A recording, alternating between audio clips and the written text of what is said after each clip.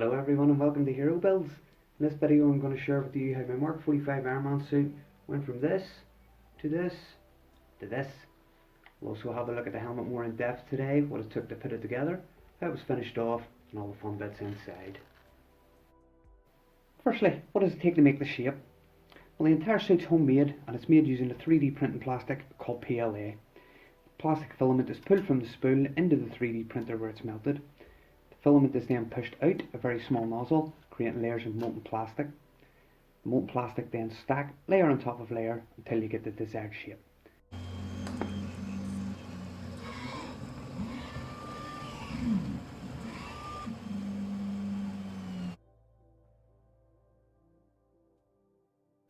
So after each piece has been printed, they're then tidied up and glued together.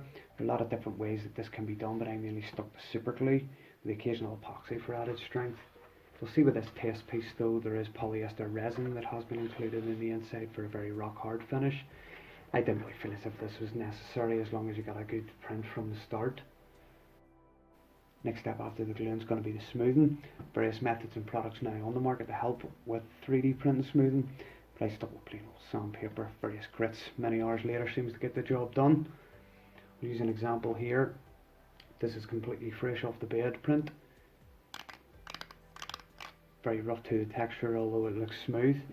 This is middle of the lane, so we do have a bit more smoothness to that. And you see that this has a coat of primer and been smoothed.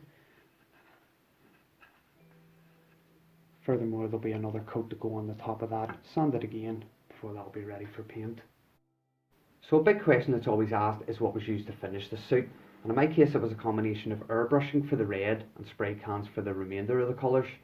Before the final colours went down, the entire suit was sprayed with 3 coats of silver, just in order to give it a good base and allow the colours to have that more metallic shine. In reference to the red, I used a candy red enamel from All Clad. A fantastic colour, as you can see. The only downside was there was about 7 or 8 coats needed just to get the full candy effect. For the gold, Rust-Oleum metallic brilliant finish in bright gold, and about 4 coats needed there for full coverage. For the silver, Motip was the brand and the colour was steel, and again about 4 coats needed there. So after all coats were on, fully cured, each piece was then coated with an enamel lacquer.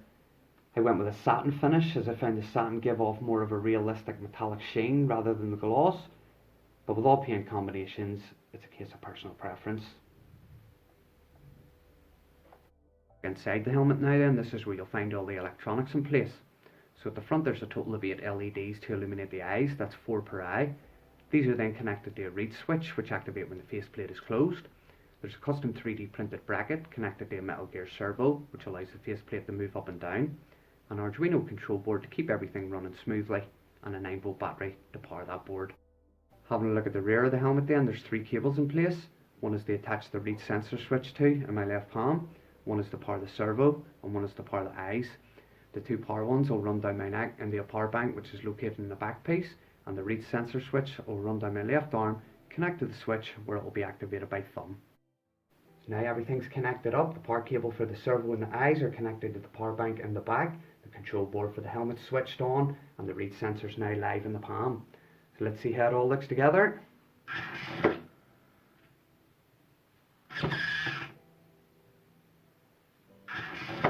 Marvellous. Thanks for watching. Stick about for more.